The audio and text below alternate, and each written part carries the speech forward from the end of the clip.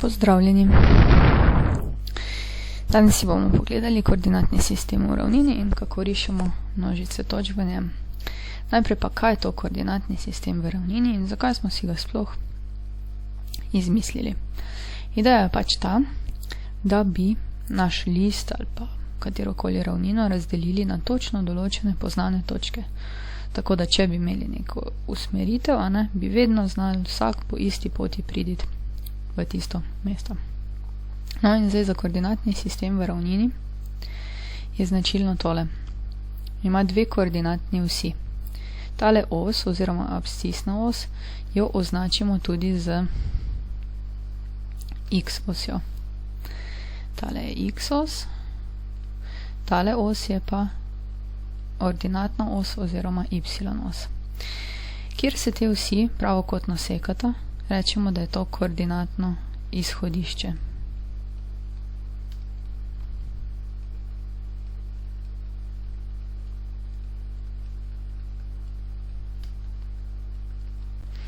Kot vidite, ima vsaka os svoje enote. Od koordinatnega izhodišča desno je x os pozitivna, od koordinatnega izhodišča levo je x os negativna. Y pa narašča od spodaj navzgor. Se pravi, nekako to sta dve številski premici in vsaka narašča v svojo smer. Te premici razdelita koordinatni sistem na 4 kvadrante. Temu rečemo prvi kvadrant, tole je drugi kvadrant, tole je tretji kvadrant in tole je četrti kvadrant.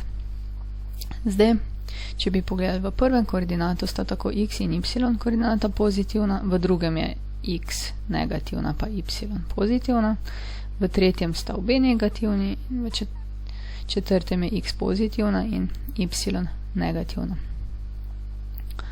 Tako. Zdaj, v bistvu množice točk v ravnini bomo nekako pisali z različnimi izrazi, še prej bi pa se naučili poiskati eno samo točko. Točka je urejen par, kjer tale prva koordinata bo vedno pomenila, kako se sprehajamo po x osi, tale druga koordinata pa kako se sprehajamo po y osi.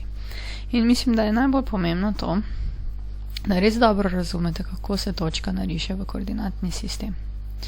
Se pravi, imamo dve osi, x in y os. Zdaj je pa potrebno kaj narediti? Potrebno je noter narisati točko. Zdaj recimo za primer si pogledamo, kako bi narisali točko 1, 2. Točko ponovadi označimo recimo takole z veliko tiskano črko A, potem pa imamo prvo koordinato x in drugo y. Zdaj, ker že tule imam mrežo, se lahko sprehodim najprej po x osi v desno in prijem nekje do tule. Potem moram iti še pa po y osi. Ker je 2 pozitivno število, pomeni, da moram imeti 1, 2 gor. In tule dobimo točko A. Se pravi, šli smo za 1 v desno, to nam je povedala x koordinata, in šli smo za 2 gor, to nam je povedala y koordinata. Tole je razdalja po y, se pravi 2, tole pa razdalja po x 1. Zdaj pa poskusimo še narisati tele točke. 1, 4. To pomeni 1 v desno, pa 4 gor. In tule je naša točka A. Potem imamo drugo točko. B minus 1, nič. Minus 1, to pomeni v levo za 1, pa nič gor, pa nič dol, to pomeni, da ostanemo kar na mestu. Se pravi, vedno nam pove, kam korakati. C, 1,5. Ja, pa minus 2, to pomeni. Gremo za 1 in pol, to bo nekje tule, bo 1 pa pol. Gremo v desno in za 2 dol. 1, 2. To je nekje tule, bo točka C.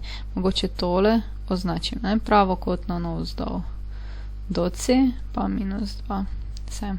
je razdalja. Zdaj C. No, točka nič, nič pa nam reče, nič ne id v levo, nič ne id v desno, nič ne id gor in nič dol in dobimo točko D kar v koordinatnem izhodišču. Takole. To je zdaj urejeni par množic. Vedno pogledamo najprej x koordinato, se sprehodimo po x osi in y koordinato se sprehodimo po y osi. Tako, da gremo pa na naslednjo enoto. To je določanje premic. Nekako, če bi si pogledali tole prvo zadevo, določanje premic, x je 1. Ja, potem bi se pa vprašali, kaj pa je z y. V resnici je to krajši zapis, ki nam pove takle. Važno je, da je x 1, y je pa lahko karkoli, se pravi, da je y element tukaj realnih števil, vseh števil. In točke, ki bi ležale na tej premici, so takle, recimo A, imela bi 1 koordinato, y pa karkoli, naprimer nič. B, imela bi 1 koordinato, y pa karkoli, naprimer 1. C, imela bi spet 1 koordinato x, y pa karkoli, ne vem, minus 1. In zdaj, če bi tele točke urisali A, B in C. Eno v desno, pa nič gor ali pa dol, bi bila točka A tukaj. Točka B bi bila 1 v desno, pa 1 gor, bi bila tukaj. To bi bila točka B. Točka A. Kaj pa C? C bi šla pa 1 v desno, pa 1 dol. To bi bila pa točka C. In zdaj, če pogledate tele točke, nekako vsaka leži točno druga na drugo. In kaj mi je skupno? Ja, koordinato imajo tole. X je 1. In v resnici ugotovimo, da je to premica čez točke C, A in B.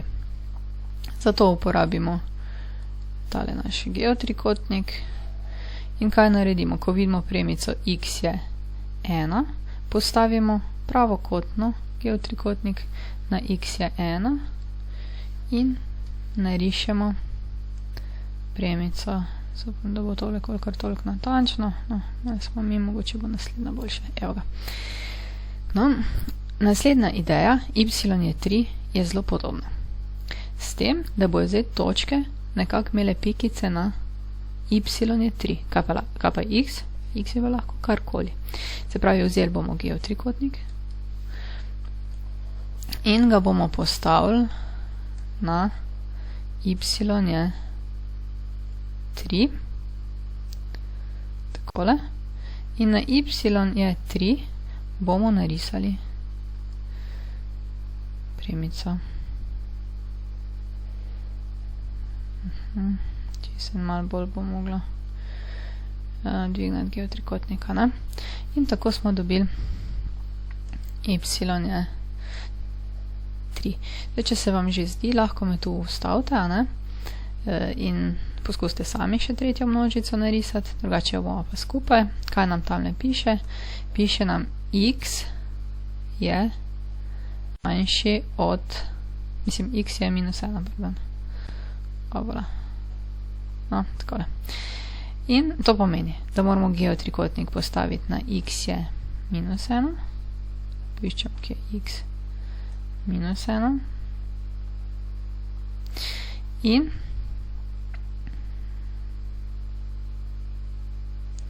tu bomo potegnili ravno črto na x je minus 1.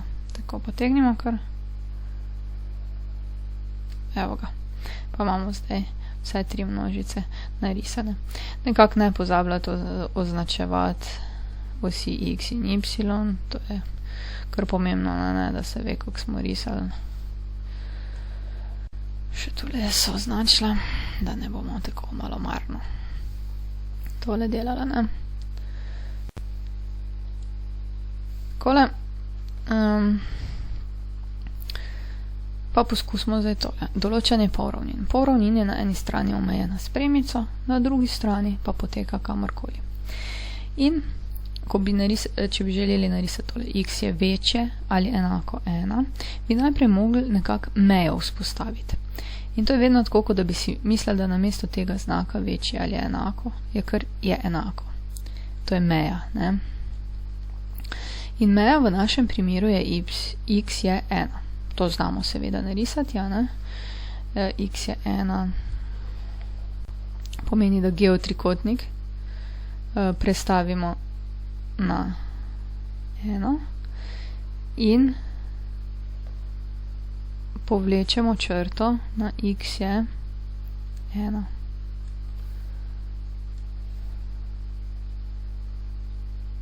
Tako. Zdaj pa, katere točke so večje oziroma manjše, katere so večje od 1. Moramo zdaj pogledati.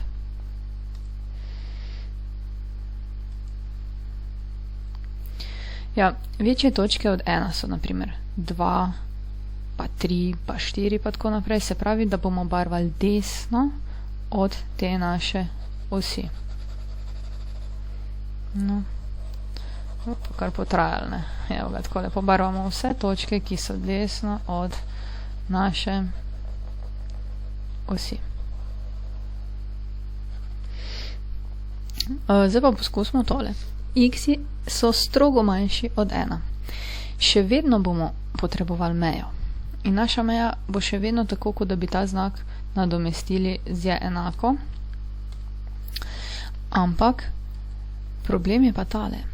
Ne smejo biti točke na enki zraven. In kadar niso zraven, to pomeni, da rišemo črtkano črto. Zdaj pa spet poiščimo zdaj, kje je x je 1. Prestavimo geotrikotnik na x je 1. In namesto, da bi risali polno črto, moramo sedaj risati črtkano črto, ne. Takole na x je 1.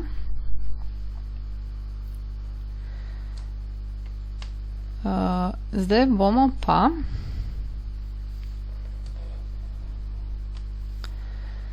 pobarvali točke. Kako zdaj pobarvati točke? Ja, x je manjši od 1, manjši in x je od 1 so nič, minus 1, minus 2. In zdaj pobarvamo pač točke, ki so levo od enke. To so vse tele točke, ne. Takole, ne. Evo ga. Pobarvamo te točke. To je v bistvu zelo taka zanimiva pestra snov. Lahko imate več barvic, kot vidite. Več pisal. Treba je pa dobro razmisliti, kaj vse se barva. No, isto. V bistvu razmislek je za y. Potrebno je narediti mejo na y je minus 1. Pa dajmo zdaj to mejo narisati.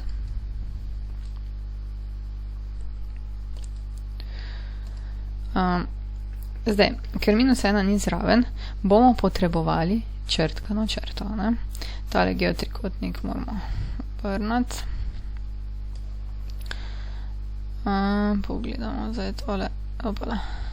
Tako na 180 moramo imeti, ne. Takole. Zdaj pa prestavimo geotrikotnik na y je minus 1. Takole. In s črtkano črto označimo, da sicer to je meja, je pa točk pa ni zraven na meji. Evo ga, takole. To je zdaj črtkana črta. Zdaj moramo pa preveriti, kaj točno moramo res pobarvati.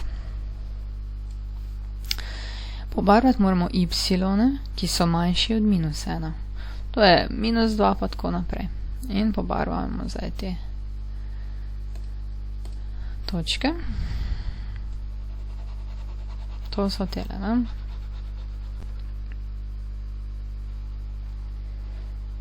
Evo ga, ne. Paziti moramo, da x na minus 1 niso zraven.